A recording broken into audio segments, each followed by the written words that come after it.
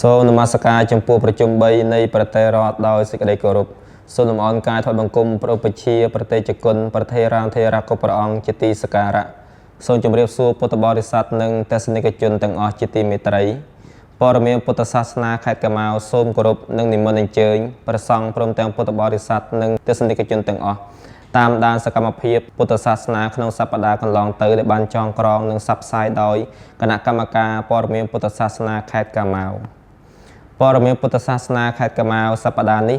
បានបន្តឆ្លុះបញ្ចាំងពីកម្មវិធីបុណ្យភ្ជុំបិណ្ឌសែនដូនតាព្រមទាំងបុណ្យសំពះព្រះខែជុងធូទំនៀមទម្លាប់គោរពគុណបុណ្យសែនដូនតានៅវត្តមុនីសិរីសុផនកោះដូងពិធីបុណ្យសែនដូនតានិងសម្រស់វប្បធម៌នៅវត្តគម្ពីរសាគរព្រែកជ្រៅពិធីបើកវគ្គសិក្សាគោលលទ្ធិមូលដ្ឋានគ្រឹះលើកទី3នៅវត្តឡុងភឿកពិធីបុណ្យជុងធូនិងវគ្គប្រតិបត្តិធម៌យុវជនផ្កាឈូកក្រហមនៅវត្តវិនថៃអាងវត្តបាត់លៀងរៀបចំពិធីបុណ្យជុងធូយ៉ាងអធិកអធមរីករាយបុណ្យជុងធូនិងវគ្គប្រតិបត្តិធម៌យុវជនផ្កាឈូកក្រហមលើកទី120នៅវត្តយ៉ាក់វៀង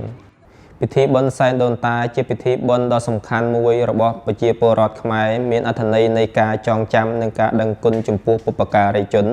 ហើយក៏ជាឱកាសមួយសម្រាប់កូនចៅក្នុងការបង្ហាញភាពកតញ្ញូតាធម៌ពង្រីក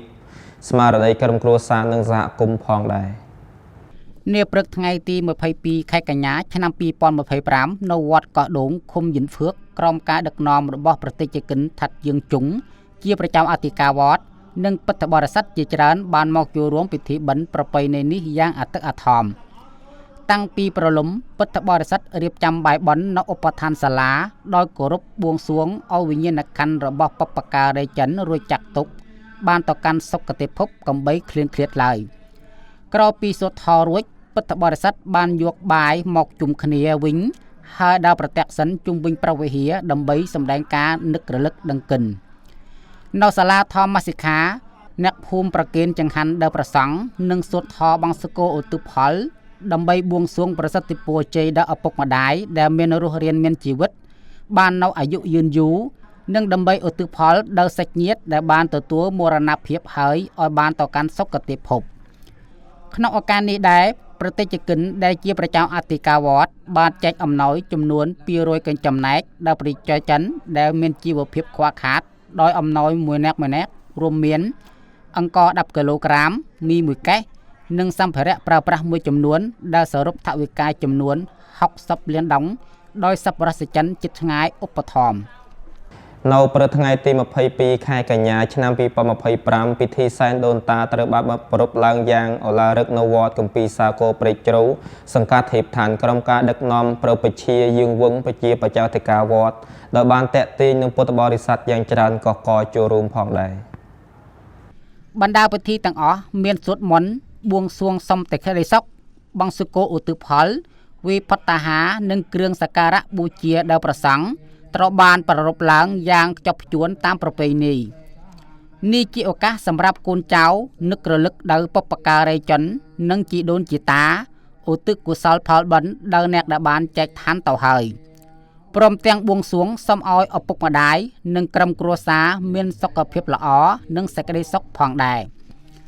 ពិធីបិណ្ឌសែនដូនតាមិនត្រឹមតែជាពិធីបិណ្ឌដ៏ពិសិដ្ឋប៉ុណ្ណោះទេ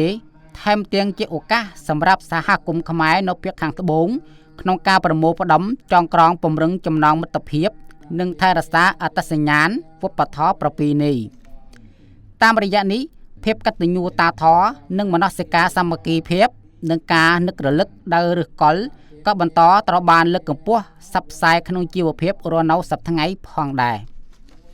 នាព្រឹកថ្ងៃទី28ខែកញ្ញាឆ្នាំ2025នៅវត្តឡុងភឿកសង្កាត់វិនចាត់ពិធីបើកវគ្គសិក្សាគោលលទ្ធិជាមូលដ្ឋានគ្រឹះលើកទី3ត្រូវបានប្រារព្ធឡើងយ៉ាងឧឡារិក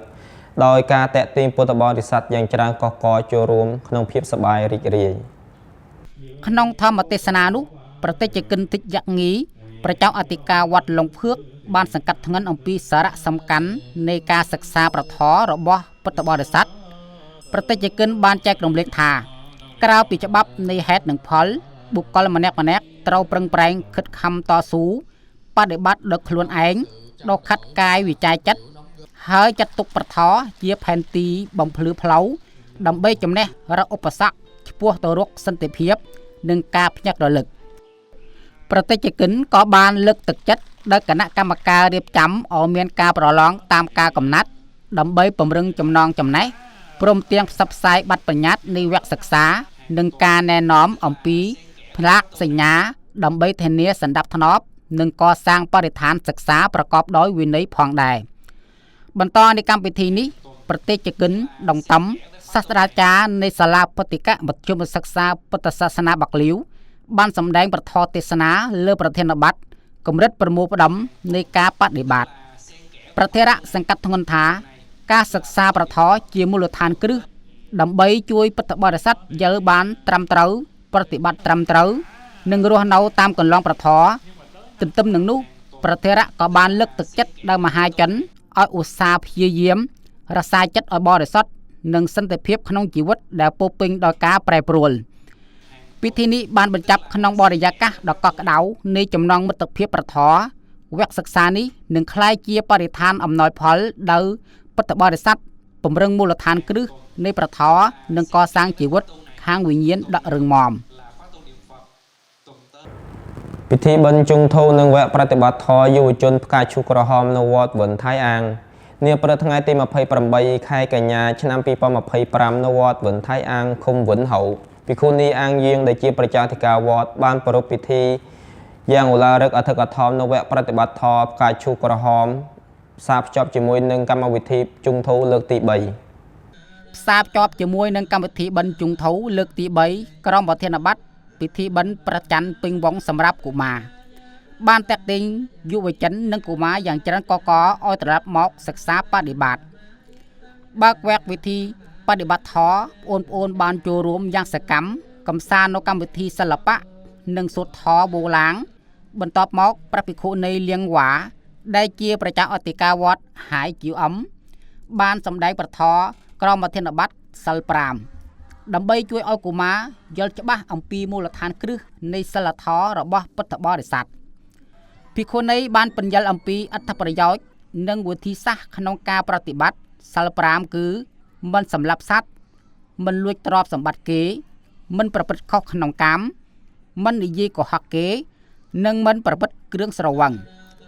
ការរក្សាសិលមិនត្រឹមតែជាមូលដ្ឋានគ្រឹះនៃសិលធម៌ប៉ុណ្ណោះទេថែមទាំងនាំមកនូវសេចក្តីសុខស្ងៀមស្ងាត់ដល់ខ្លួនឯង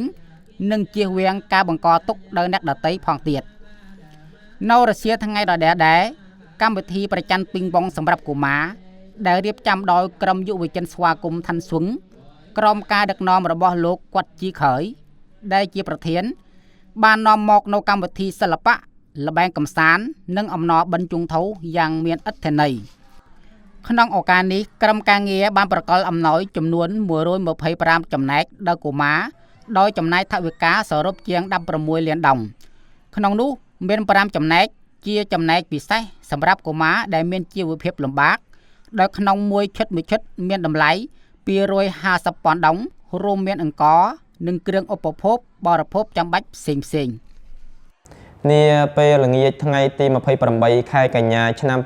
2025នៅវត្តបាត់លៀងសង្កាត់បាក់លាវភិក្ខុនីយុងាដែលជាប្រជាអធិការវត្តបានរៀបចំពិធីរីករាយពិធីបិណ្ឌជុងធូសម្រាប់កុមារ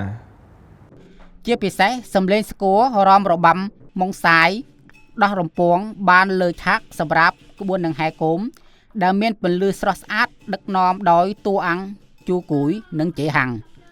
នៅក្រោមពន្លឺស្រទន់នៃគោមចម្រុះពណ៌ស្នាមញញឹមដ៏បរិសុទ្ធរបស់កុមារបានចូលរួមចំណែកបង្កើតបានជាកម្មវិធីបិណ្ឌជុងធូដ៏សុខសាន្តភាពស្និទ្ធស្នាលក្នុងក្តីស្រឡាញ់និងស្មារតីនៃការចែករំលែកល្ងាចថ្ងៃទី28ខែកញ្ញាឆ្នាំ2025នៅវត្តយ៉ាក់វៀងសង្កាត់ឡាងចងភិក្ខុនីជុកញើដែលជាប្រជាអធិការវត្តបានរៀបចំជាមួយភិក្ខុសង្ឃបានរៀបចំកម្មវិធីរីករាយបិណ្ឌជុងធូផ្សារភ្ជាប់នឹងវគ្គប្រតិបត្តិធម៌យុវជនផ្កាឈូកក្រហមលើកទី120នាពេលល្ងាចថ្ងៃទី28ខែកញ្ញាឆ្នាំ2025នៅវត្តយ៉ាក់វៀងសង្កាត់ឡាងចងភិក្ខុនីជុកញើដែលជាប្រជាអធិការវត្តរួមជាមួយប្រសង់បានរៀបចំកម្មវិធីរីករាយបិណ្ឌជុងធូផ្សារភ្ជាប់ជាមួយនឹងវគ្គបដិបត្តិធម៌ យុវជនផ្កាយឈូកក្រហមលើកទី120ដែលបានតាក់ទាញសិក្ខាកម្មជាច្រើនចូលរួមក្នុងបរិយាកាសដ៏កក់ក្ដៅប្រសង់រួមជាមួយសិក្ខាកម្មបានរួមគ្នាសូត្រមន្តយ៉ាងអធិកអធមនៅមង្គលសូត្រសម្លេងសូត្រមន្តដ៏រំជួយចិត្តបានពន្លឺឡើងដើម្បីលួងលោមដួងចិត្តនិងភ្ញាក់រលឹកឡើងវិញនៅមង្គល38ប្រការដែលព្រះសម្មាសម្ពុទ្ធបានសម្ដែងដោយពួកទេវតាក្នុងរាត្រីអាទិត្យស្ងួតបន្ទាប់ពីកម្មវិធីសូត្រមន្តពិធីបិណ្ឌប្រច័ណ្ឌពីងវងបានប្រព្រឹត្តទៅយ៉ាងអធិកអធមជាមួយនឹងសកម្មភាពដង្ហែគោមបំបែកនំចំណីរួមជាមួយរសជាតិផ្អែមល្ហែមនៃនំជុងធូ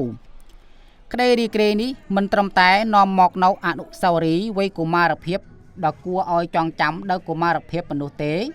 ថែមទាំងបានផ្សព្វផ្សាយនៅក្តីស្រឡាញ់និងការយកចិត្តទុកដាក់របស់ព្រះសង្ឃនិងពុទ្ធបរិស័ទទៀតផងយើងខ្ញុំបកករណាអាត្មាភាពសូមថ្លែងអំណរអរព្រគុណនិងអរគុណយ៉ាងជ្រាលជ្រៅចំពោះការតាមដាននិងឧបត្ថម្ភគាំទ្ររបស់ព្រះថេរាធេរៈនិងញាតិញោមពុទ្ធបរិស័ទទាំងជិតឆ្ងាយសូមជួបជាថ្មីម្ដងទៀតនៅសារព័ត៌មានពេលក្រោយសូមអរព្រគុណនិងសូមអរគុណ